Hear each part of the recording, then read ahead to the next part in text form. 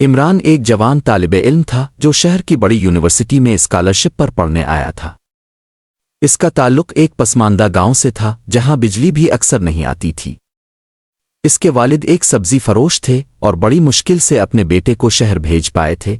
University کے تیسرے سال میں عمران کی اسکالرشپ کسی وجہ سے بند ہو گئی۔ فیس، ہاسٹل، کتابیں، کھانے کا خرچہ سب اس کے لیے عذاب بن گئے۔ دن میں کلاس، شام میں ویٹر کی نوکری، پھر بھی رقم کم پڑتی تھی۔ ایک رات وہ مایوسی میں مسجد کے ایک کونے میں بیٹھا رو رہا تھا، دل ہی دل میں اللہ سے کہہ رہا تھا، اللہ، کیا میں نے غلط کیا؟ میں نے کبھی حرام رزق نہیں کھایا، نماز نہیں چھوڑی، ماں باپ کا دل نہیں دکھایا۔ پھر بھی آزمائش۔ اگلے دن یونیورسٹی لائبریری میں عمران کو ایک پرانا سا کتابچہ ملا۔ جیسے ہی اس نے کھولا، ایک لفافہ اس میں سے گرا۔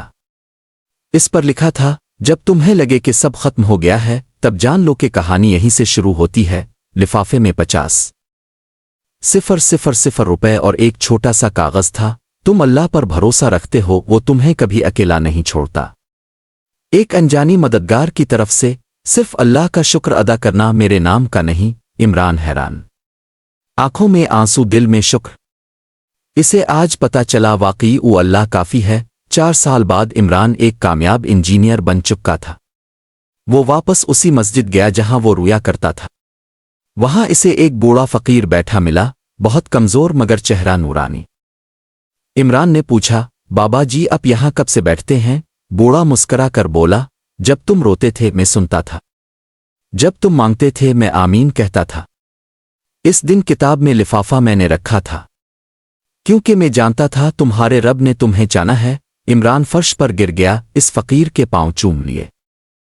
فقیر ہنسا اور کہا، بیٹا میں کچھ نہیں، بس اللہ کا ذریعہ تھا۔ جب تم خلوص دل سے اللہ کو پکارو تو وہ تمہیں ایسے ذریعے سے نوازتا ہے جو تم سوچ بھی نہیں سکتے۔ ہر آزمائش کے پیچھے ایک نعمت چھپی ہوتی ہے، بس صبر اور یقین شرط ہے۔